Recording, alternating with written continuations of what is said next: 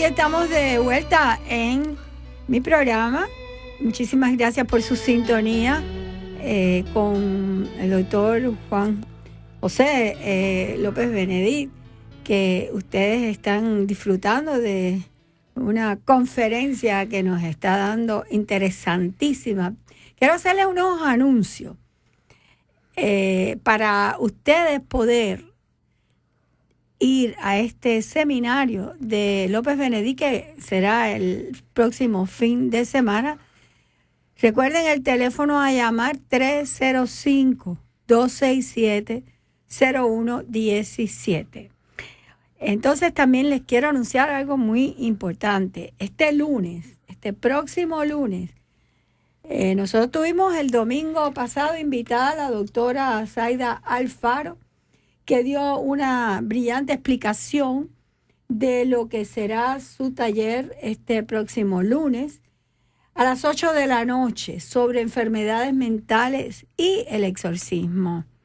No es que ella vaya a hacer ningún exorcismo ni algo por el estilo, pero ella lo explicó brillantemente, lo que es distinguir lo que son las enfermedades mentales y el exorcismo. Así es que todas estas personas que llamaron, que están muy interesadas, saben, este lunes, el día de mañana, a las 8 de la noche, en nuestra escuela, allí pueden pues aprender un poco más con la doctora Zaida Alfaro. También les quiero recordar que los días miércoles estamos dando las clases maravillosas de sanación por arquetipos. Estas clases, señores, son únicas. Y como les dije hace unos días, yo se las recomiendo altamente.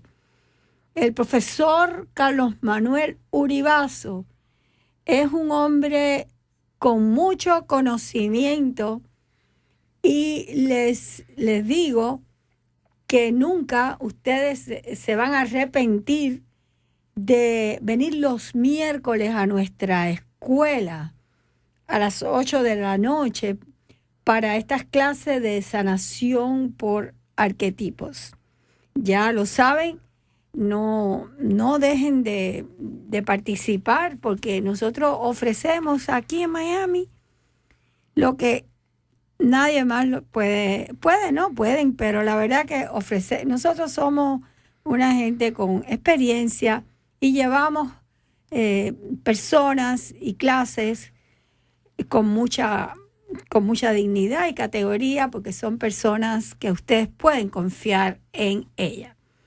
Y regreso con Juan Antonio López Benedit. Nos quedamos con esta pregunta, ¿qué es lo que el profesor tratará en los talleres de la reencarnación este próximo 5 de abril, el sábado? Adelante. Sí, bueno, pues como te decía, el tema de la reencarnación fue algo que yo me encontré a partir de las experiencias de regresión de forma natural e inesperada, y desde ahí he ido profundizando mucho y observando de forma crítica. Por supuesto que desde el aspecto de la filosofía yo explicaré cómo ha ido surgiendo esta idea de la inmortalidad y en las distintas culturas cómo se ha ido enfocando y cómo se ve la reencarnación en otros lugares. Pero por otra parte, también he desarrollado unas propuestas propias en base a mis investigaciones y a mi experiencia. Y por eso hablaré de un concepto que no suele ser normal, o que por lo menos yo no he escuchado en otras personas, que es la reencarnación múltiple y compleja. Es un concepto distinto, pero me parece que es muy, muy importante, porque la idea que se suele tener de la reencarnación es que de una vida a otra, pues el alma va encarnándose a través de distintos cuerpos, con una experiencia que va acumulando de una vida a otra. Pero con este concepto de reencarnación múltiple y compleja, la situación se hace mucho más amplia y verdaderamente importante para entender también lo que es la experiencia humana. Entonces, estos son los temas que trataré y, por supuesto, también con experiencias prácticas para que podamos vivir, para que las personas que se acerquen al taller puedan también experimentar estas nociones de lo que llamo la reencarnación múltiple y compleja en sus propias vidas, en su propia experiencia, por supuesto de forma inicial, pero abrirles también esa puerta, porque es una puerta importante. Por supuesto también de una forma crítica, no hay ningún tipo de condicionamiento dogmático ni imposición de nada, simplemente se expone una teoría, un planteamiento, y cada persona ante ese planteamiento toma la opción que considere oportuna. Pero también mostraremos una metodología para poder contrastar las experiencias que a veces pueden ser experiencias debidas a través de la regresión, de reencarnación o de vidas pasadas, porque se sitúan en otro tiempo, o pueden ser también proyecciones de la mente, es decir, satisfacción de deseos, o como muchas veces ocurre que muchas personas dicen que son la reencarnación de personajes históricos como Cleopatra y Julio César, y hay miles y miles de personas que... No, eso es poco fiable. Realmente yo, con las experiencias que he tenido de las regresiones y tal, nunca me he encontrado con personajes históricos, salvo en algún caso, y que se ha podido contrastar metodológicamente, históricamente. Pero eso es muy raro. Lo normal es que sean personas normales y corrientes. Correcto. ¿Y existen pruebas sobre reencarnación o se trata esto solo de una teoría? Bueno, pues como decía, yo lo que procuro es plantearlo desde una perspectiva, de una metodología más científica. Entonces, entramos primero en los contenidos de la mente, observamos la teoría, igual que se haría en cualquier tipo de investigación. Hay una problemática, hay una serie de hechos que llaman nuestra atención y entramos en teorías, en ver cómo se ha ido desarrollando en las distintas culturas o en los distintos aspectos de la filosofía o de la ciencia este contenido, y luego pasamos a contrastar aquello que se encuentra como experiencia supuestamente de reencarnación, contrastarlas con una metodología parecida a la que se utilizaba en la historia. En la historia también llegan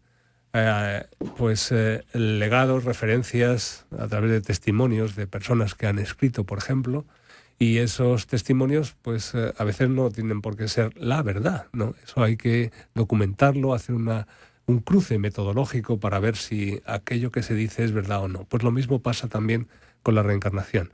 Entonces hablaremos de cómo también se puede aplicar una metodología científica para probar esas experiencias y ver hasta qué punto son reales o no. Pero sí es un hecho que a veces no es muy frecuente, porque es muy complicado poder demostrar esas experiencias, pero a veces se puede hacer, y yo he tenido algunos casos en los que eso ha ocurrido. Es decir, se ha podido documentar históricamente aquellas experiencias que han aparecido en unas sesiones de regresión o que espontáneamente una persona ha tenido, porque se vincula con fechas o con otra serie de elementos en los que se aplica, como digo, esa metodología parecida a la que se utiliza en cualquier tipo de, o en algunos de los métodos de la investigación histórica. Qué bien. ¿Y conoce usted casos de personas que puedan demostrar haber vivido en otras épocas? Pues la verdad es que no es muy frecuente, pero como decía, sí he encontrado casos de este tipo.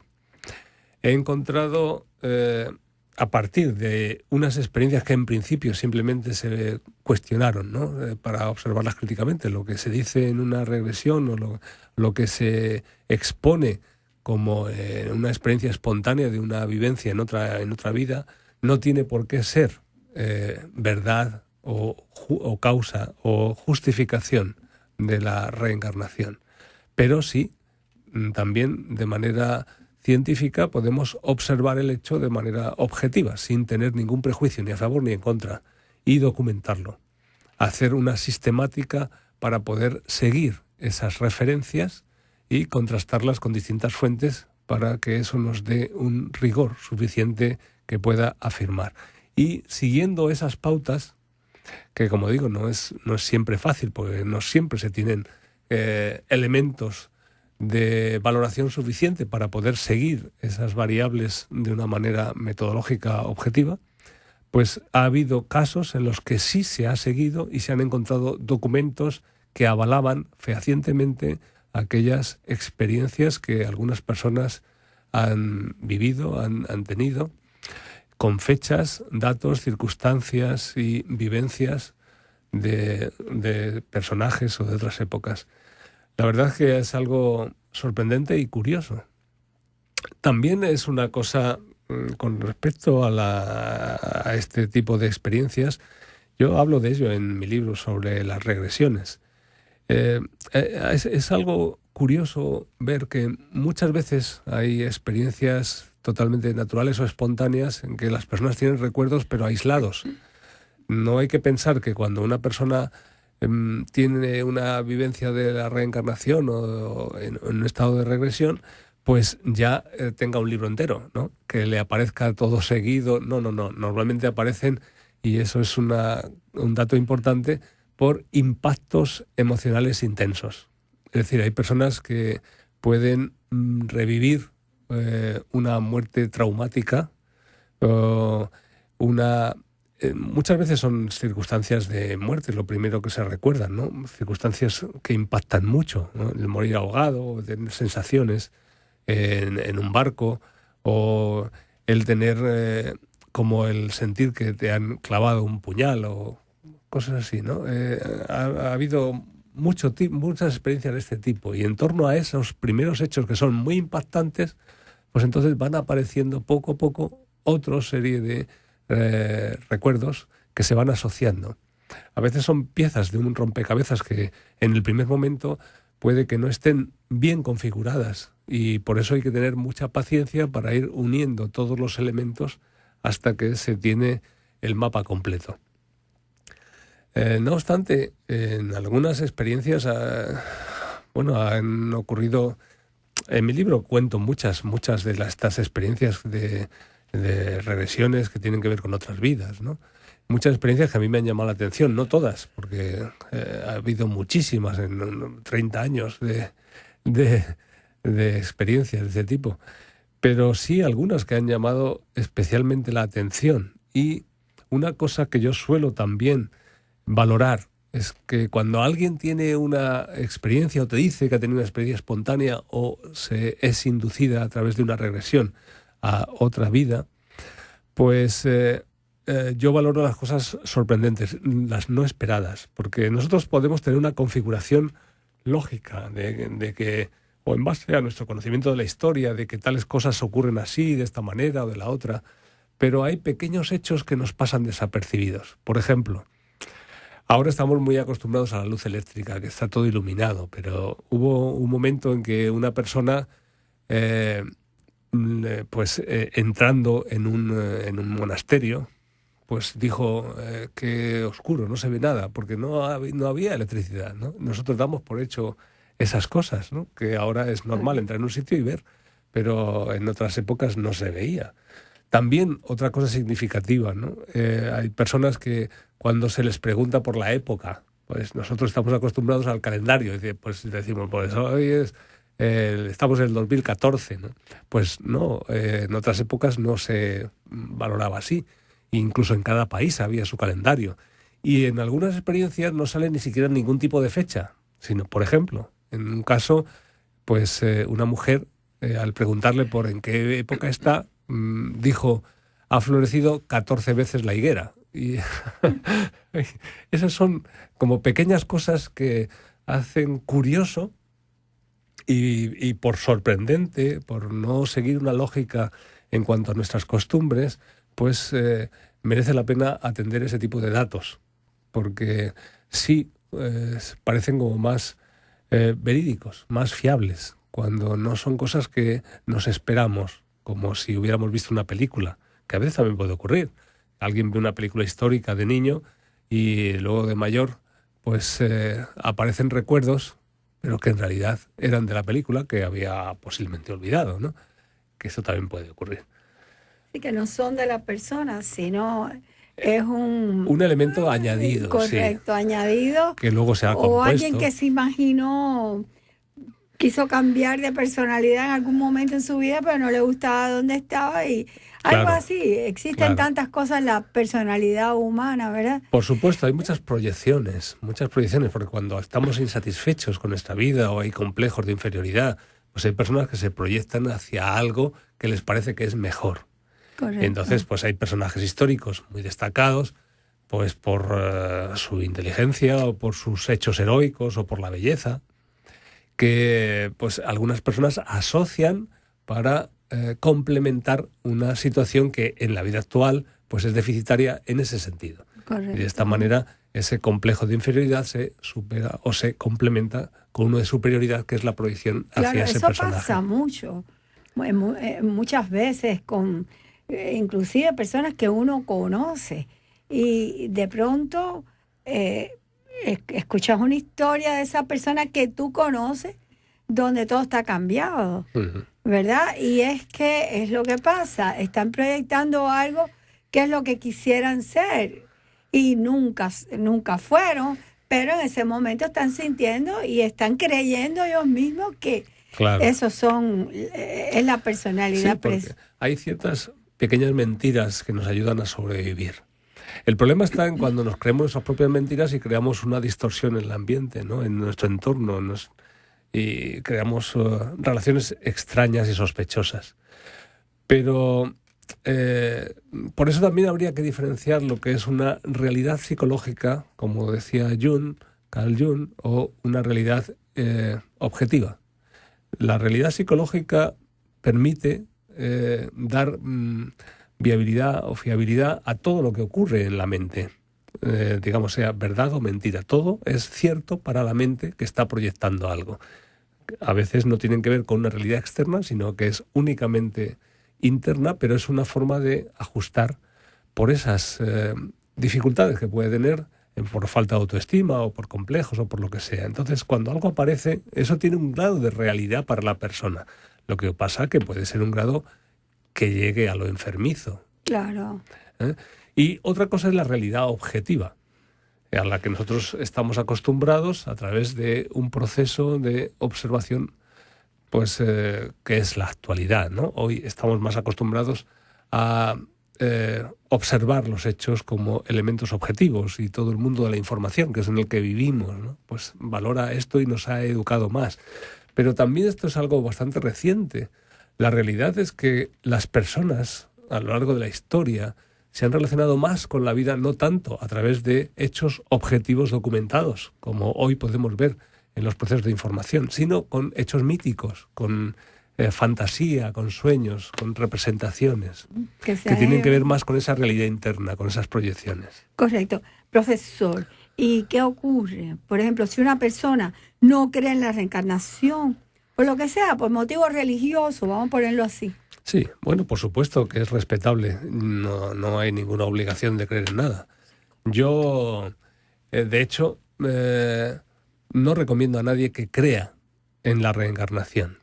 Mi forma de vincularme con estos elementos, con las teorías o tal, no es nunca a través de la creencia, sino a través de la experiencia, porque ese debe ser el sentido más científico. Entonces, una persona que por motivos religiosos no acepte la reencarnación es absolutamente respetable y perfectamente válido.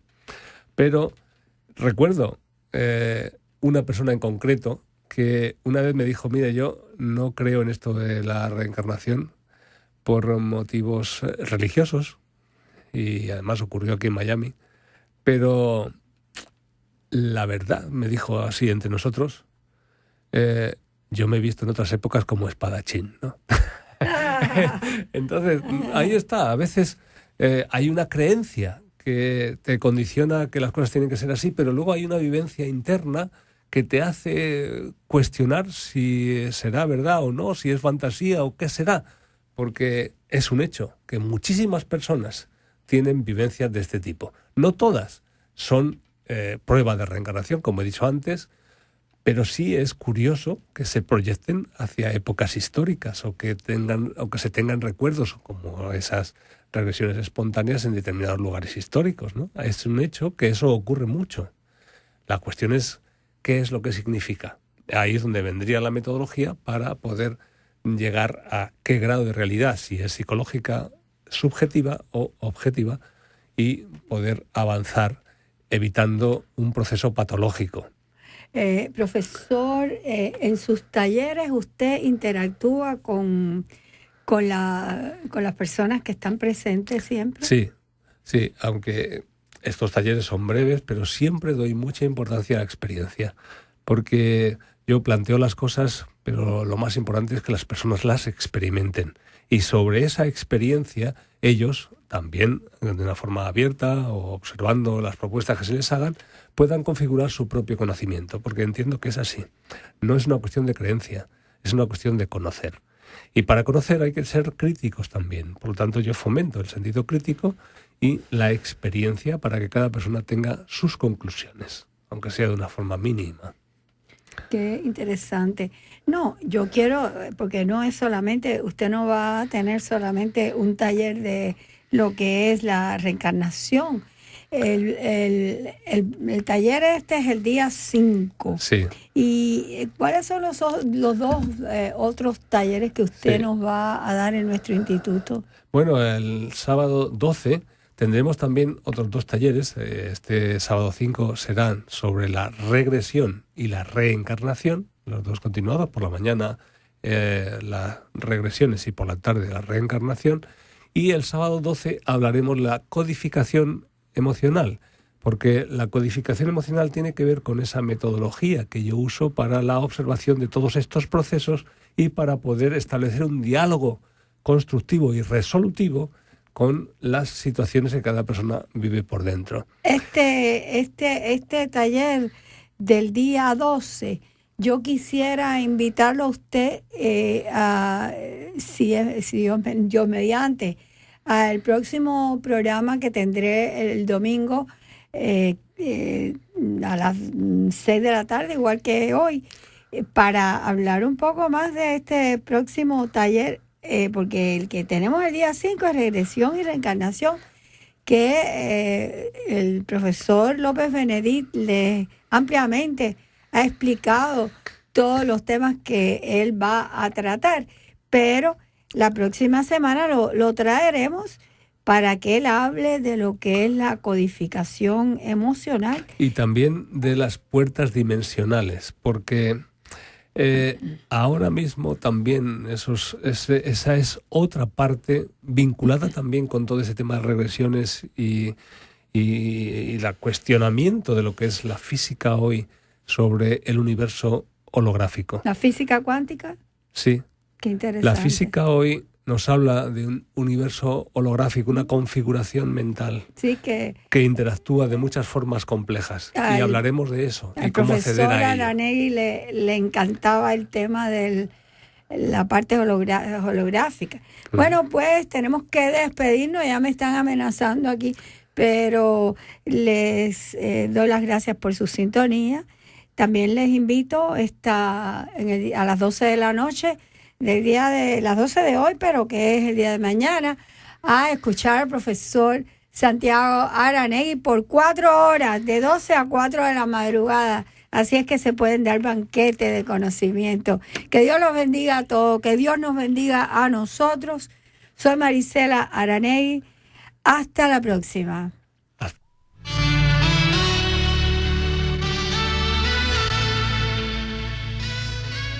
Hemos presentado Ayer, Hoy y Mañana, un programa diferente donde el profesor Santiago Aranegui trata con usted los temas más importantes de la mujer y el hombre de nuestros tiempos.